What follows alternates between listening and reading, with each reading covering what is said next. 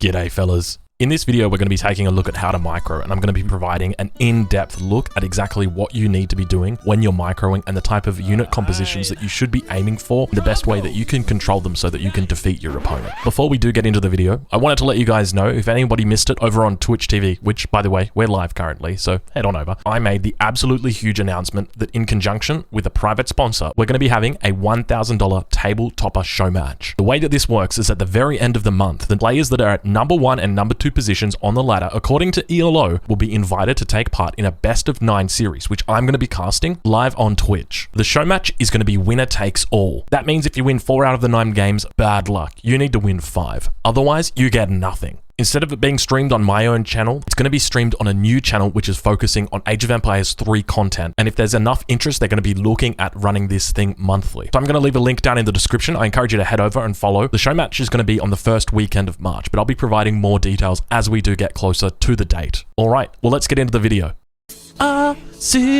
Drunko, where is Ozzy Drunko? We should start the stream-mo. He really should be starting now, it's quite extreme-mo. Could someone check the Peachy, maybe find a Nemo? Ozzy Drunko. Alright, so starting with the basic composition, we've got the Corollians and the leather cannons. There's going to be a nice, beautiful control move right there. So what we did was a drag box. We dragged everything around, a big square around our units, and we moved them together. Our Corollians were behind our leather cannons, and our leather cannons were out of position. So what we did is we moved our leather cannons behind, allowing them to path, because otherwise the issue that we have right there, so this is a very advanced technique, the issue that we have is that the units block each other, but when they're in the same drag box group, they no longer block each other, they have pathing through each other. And so from here, it's very easy. Our cannons were out of position, so we're going to go ahead, we're going to watch this one again, and just really take a look at that initial opening because it happens so quickly.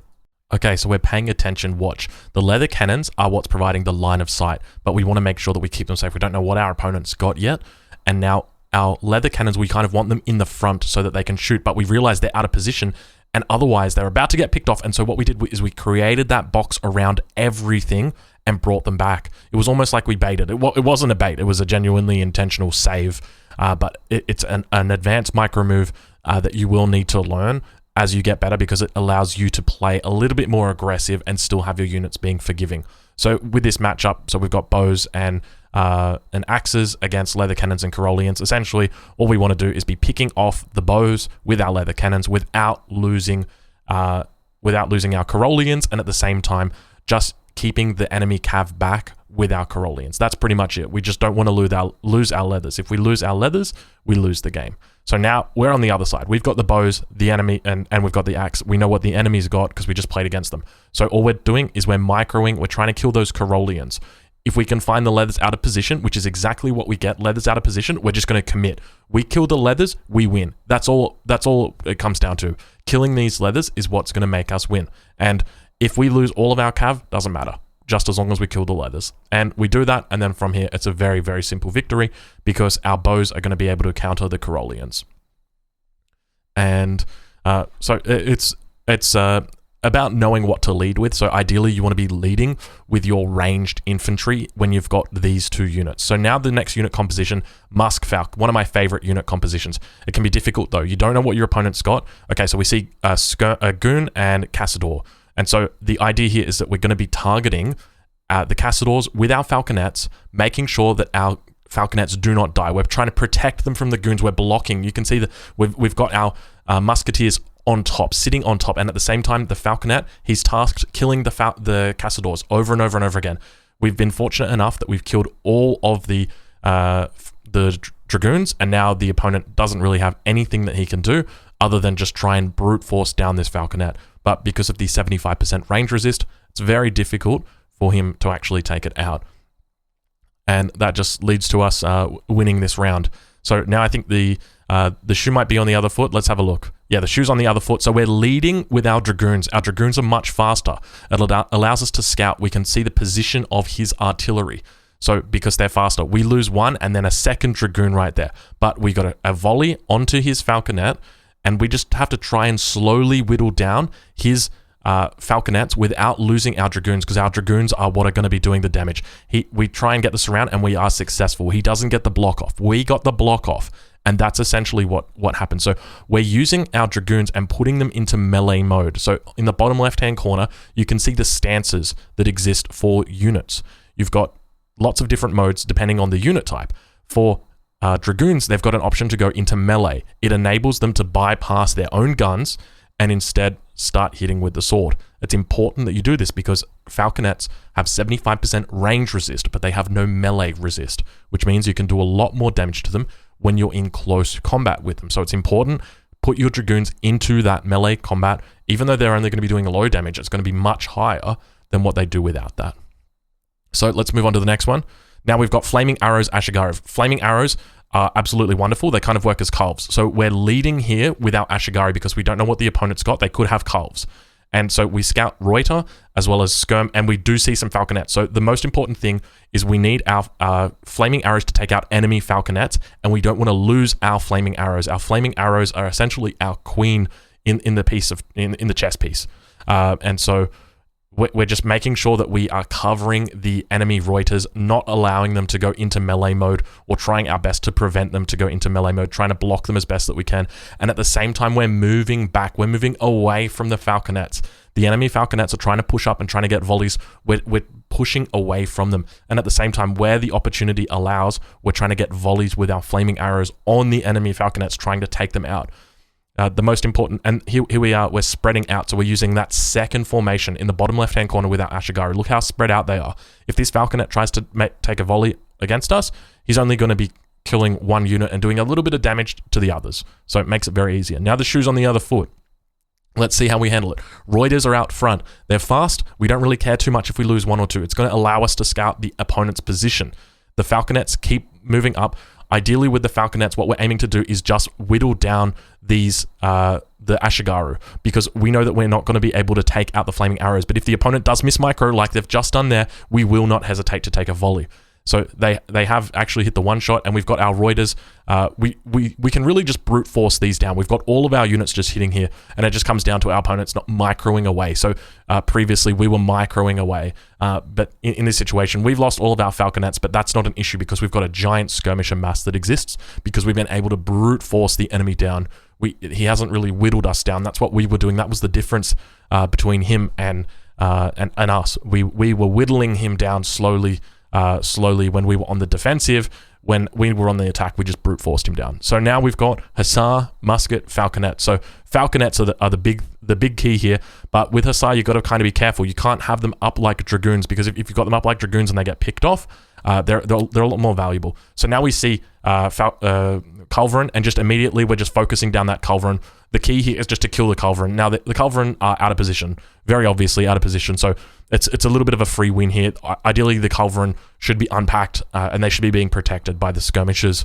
But here it just means that we're allowed to sort of. It's almost just a bit of a stomp. I don't even think this one really counts. Culve micro is something that we will talk later about in the video. All right, so let's move on to the next one now. Okay, so now we are dealing with the Fabled 3-unit combo. So we're using our ranged units to scout enemy position. That's the most important thing. You're leading with ranged units. Keep your melee units close by, though. It's very important you keep them close by. So our opponent now, wildly out of position. He's just lost a whole bunch of Rodoleros, and we see he's got Lancers. So what we're going to do is we're going to meet his Lancers with our Hussars. All we want to do is fight his Lancers with our Hussars. If we've got Dragoons in the back that can do work as well, then that's perfectly fine, because Lancers are going to be trying to kill our skirmishers, or they should be trying to kill our skirmishers. They're going to do heaps of bonus damage against our skirmishers. So let's watch what happens now when we play that comp against what we just had. So we're going to be leading with our skirmishers. Our skirmishers are most important stuff, but we're going to be keeping our rods very close just in case Hussars come in. The Hussars do come in, and straight away the rods jump out to the front. And what we're doing is we're trying to win the skirm war, but at the same time taking pot shots at Dragoons where we've got the opportunity. So our rods are just running away from the Hussars. And when we finally see an opening, the Lancers begin to run in. It's really important when you're playing Spain, when you've got these units like the Lancer, you have to micro very consciously. Take a look at this micro right here, how I'm constantly refreshing my Lancers, making sure that they're attacking skirmishers. I don't want them attacking Dragoons, I want them attacking skirmishers. They're going to be two-shotting these bad boys. And all the while this has been happening, our Rodoleros have been fighting Hussars, and we've been taking out the Dragoons one by one by one. And it really just means that in fights like this, you have to be attacking the enemy unit. Don't be in your base macroing. I often do this, and it's a massive mistake. Now let's move on to Calv micro. Calvs are the most important part of any army when there's artillery involved. These guys are so important. You just have to be on the ball. So we're up against 4 falconets here. So straight away, trying to get a shot. There's one shot, and then the second shot, for whatever, didn't go off. I think it was a little bit of a bug. Calvs are notoriously buggy, so just be very careful with them. The most important thing I'm doing here is trying to avoid losing units, and I'm wildly out of position. So I've just completely lost. I've just allowed his hussars to come on top of my calves. My calves are blank firing, so Culverin have a 6-second cooldown on their shots, so you cannot be wasting their shots. But our opponent's somewhat suicided his units onto us to try and kill this one Culverin. If he actually kills this Culverin, he just wins, because the falconets will kill the skirmishers without a doubt. But he's committed a little bit too much, overcommitted, and it means that from here it's very difficult for our opponent to actually win. So it's just a very slow battle of back and forth micro, but we're just able to take shot and then just run away. And if the opponent moves up, then we can just move up with our skirmishers. We don't mind losing a couple, but that's simply it. It's just about protecting the Culverins. So very poor micro from me, but it's okay, we recovered. So now, finally taking a look at the last clip, we've got a big war, muskets, heavy cannons, and calves. It all comes down to the calves. Now, I fuck up my calf micro again here. Chopper actually does an amazing job. His calves are already sitting down. This is exactly what they want to be doing. And they one-shot my calves. And now, because he's got the first shot, watch this. His second calves, bam. Now he's up 2 calves against me. Now, sure, I've taken out one of his heavy cannons. Okay, he's made a bit of a mistake here. He's brought his calves forward. The calves should be running away from the fight. The idea with calves is you want to keep them as far away from the fight as possible, but at the same time being able to take out enemy artillery. And what happens is I managed to get an amazing volley with my heavy cannons repeatedly, and it means that even though I lost the calv war, I was eventually able to win. But ideally, what you're looking for with this is that your Culverin are going to be the main driver here. So I hope that this has given you guys a reasonable overview of what you can expect at the higher levels when you begin to micro to this extent. Chopper played it very well. I was happy with how he microed, with the exception of maybe 1 or 2, but it can really just come down to these sort of intricate, small things. But if you've got any questions, feel free to leave them down in the comments. I'll make sure that I take a look over that if you've got anything you'd like to know. And other than that, thank you for watching the video, and a special thanks to our patrons, Nathan Holden, Esty Pesty, and Pink Sharp. And as always, I'll see you guys in the next one. It's cook and souffle with Drungos in the chat. The convo's always about Doritos. Just keep on watch out for mosquitoes.